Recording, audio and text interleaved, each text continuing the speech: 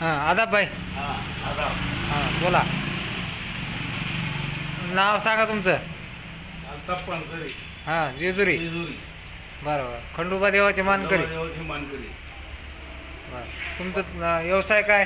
व्यवसाय आमचा पाण्याची जार. पुन्हा नंतर आपलं घरी दुकान शेती वगैरे. बरं. जेजुरीमध्ये कोणत्या ठिकाणी? महाद्वार रोडला मेन रोड. मेन रोड दक्षिण मारुती मंदिरपाशी. हां दक्षिण मोठी मारुती रोड. बरोबर.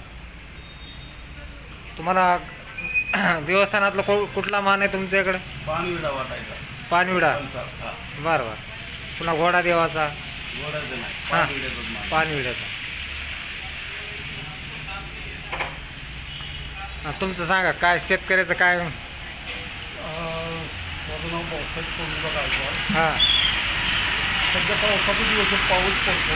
हां नगर तालुक्यात नाही म्हणलं तरी थोडीफार नुकसान. हां ओढ्याच्याकडे जिथं नाले झाल्यात तिथं पाणी फुटलेलं आहे रानांना. त्या कारणामुळे पावसानं तुमचं नुकसान झालं म्हणायचं.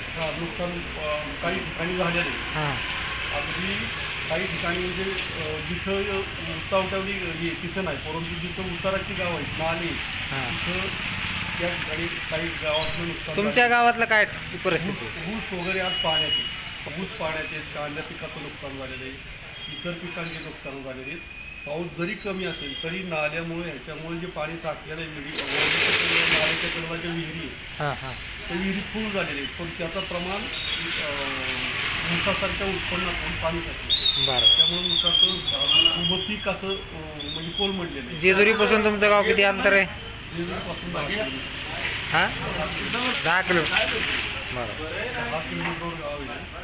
आणि आमच्या गावात म्हणजे आपण शेती करत असून शेती व्यवसायातील या शेतकऱ्यांना परिसरात जसं विदर्भ मराठवाड्यात आमच्यापेक्षा मराठवाड्यात जास्त आहे. हां पण तरी त्या प्रमाणात तिकडेही नुकसान झालेलं आहे. बरं बरं. तिकडेही शेतकऱ्यांना अत्यंत तातडीची गरज आहे. कर्जमाफीची गरज आहे. जे विरोधी पक्ष किंवा त्यांनी मागणी करतात, बच्चू कडूंसाठी मागणी करतात, उद्धव साहेबांसाठी मागणी करतात, त्यांचं अगदी बरोबर आहे की शेतकऱ्यांना कर्जमाफीची गरज झालीच पाहिजे. झाली पाहिजे या मताचे गावागावातून शेतकऱ्यांचं म्हणणं आहे. हां ठीक आहे. अजिंक्य तारा भक्तनिवास श्री क्षेत्र जेजुरी. राहण्याची उत्तम सोय आपल्याकडं आहे अजिंक्य तारा भक्तनिवासला.